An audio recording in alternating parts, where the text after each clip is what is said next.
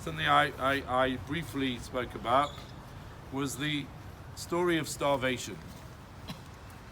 We started speaking about it in the Warsaw Cemetery when we spoke about the children, the child smugglers. When I visited Poland with my dad many years ago, when we were standing in Buchenwald, and he spoke a lot during those few days.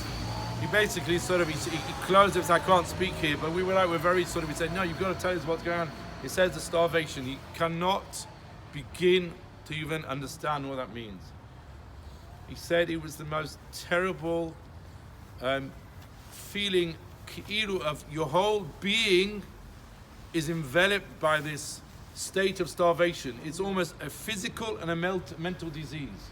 You can't think about anything else than getting another morsel of food. Your whole being is sort of taken over.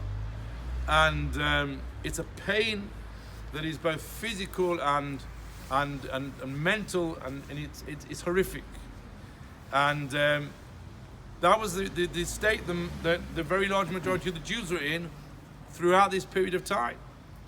And we know, for instance, in Warsaw, in the Jewish hospital, the doctors who were in a state of starvation were actually carrying out research on what that state of starvation does to a person.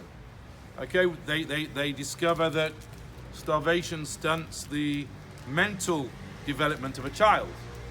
One of the things that I always noticed when I was much younger, I was a student. I came on a Holocaust seminar in Israel, and they brought this expert to speak to us about second generation, like all sorts of things that that are typical in a Holocaust parent's family, and sort of psychological effects on second generation. And I'm sitting there, and I think I was the only person there who was second generation. And I was thinking, I was saying, God, well, I don't bullshit this. Sorry about the expression, and obviously, I'm sure it probably was relevant, but for me, it wasn't relevant. And I said at the end, I said to this guy, I said, I've been listening to your lecture, and personally, I can't relate to anything. I said, the only thing I know about all the Holocaust survivors that I know, who are my dad's age, is they're all just under 5 foot tall. They're all short. They're all little, okay? Because they were all starved at those ages, at the age when they're supposed to be growing, sort of young children to youth. All my dad's friends, my dad had a partner, and he drove a Jaguar. And he was so small, people used to say we've got this Jaguar driving around in Manchester, and there's no driver there, nobody could see him. Nobody could see him. Like, is there anybody there at the steering wheel?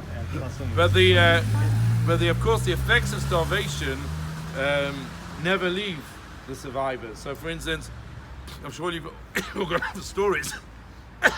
I'll tell you about my dad. My dad used to eat like it was a 100 meters run.